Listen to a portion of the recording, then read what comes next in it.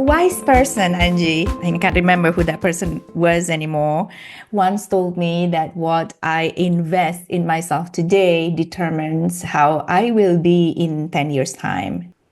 So as you're saying that question, what was coming to my mind is two things. So I think that in on one side, and we see it with our clients all the time, life is showing us things, right? Yeah. Like all the experiences that we are going through, be the place where you live, it's all showing you contrast, really.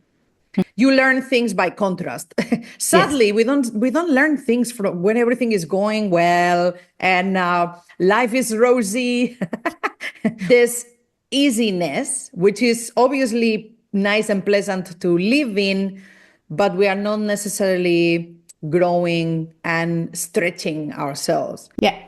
Either you learn from them, or some people actually get a bit stuck with things that happen to them.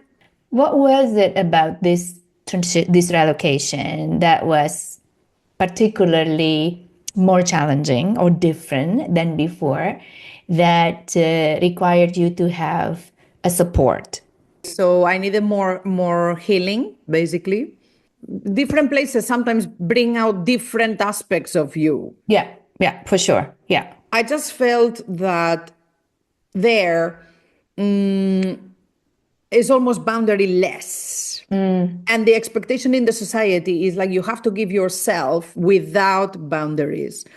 And where people are ending up is like a huge collective trauma. I realized, wow, I need healing. A friend of mine was going through a very difficult situation because she was in late stages of cancer. Yeah. And later on, I came to realize I was working with grief, basically. And I had realized losing the job that I had wanted, or I thought I had wanted at the time, of course, that was a huge grief already. Yes. And this is what I realized in life. The people who are getting stuck, definitely they seem to resist more acceptance.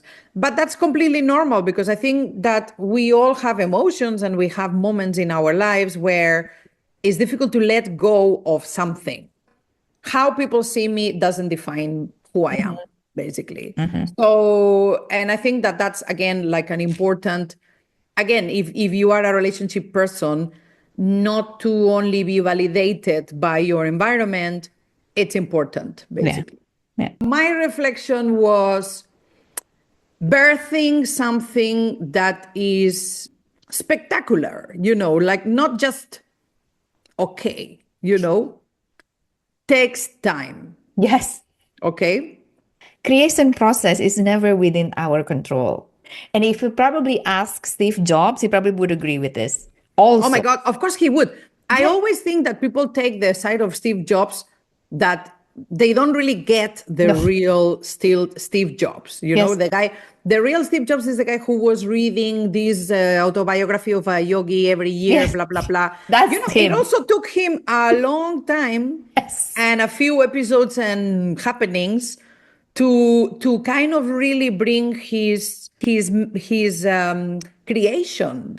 But this year, I have had so many clients who have been so frustrated because for the first time in their lives, they are not able to create what they want. Yes. What I'm feeling is like, if it's not happening in the way you want, this is showing you something. There's some mastery of some sorts that you need to work on before going ahead, you know? Or maybe it's not the right thing. There could be lots of things, but I feel that if something is not happening for you, there's something that is trying to be shown to you that you need to work on, reframe, reorganize, maybe even shift completely your goal. Yeah. If you were to give me 3 words to describe your experience with Uplift My Life Today, the healing space with me included in it, what would be those 3 words? So the first word is more a concept than one word because it's safe space, basically. I think joy is coming up as well.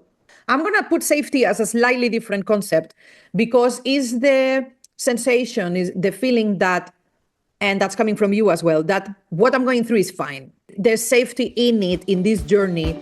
You're not going to die.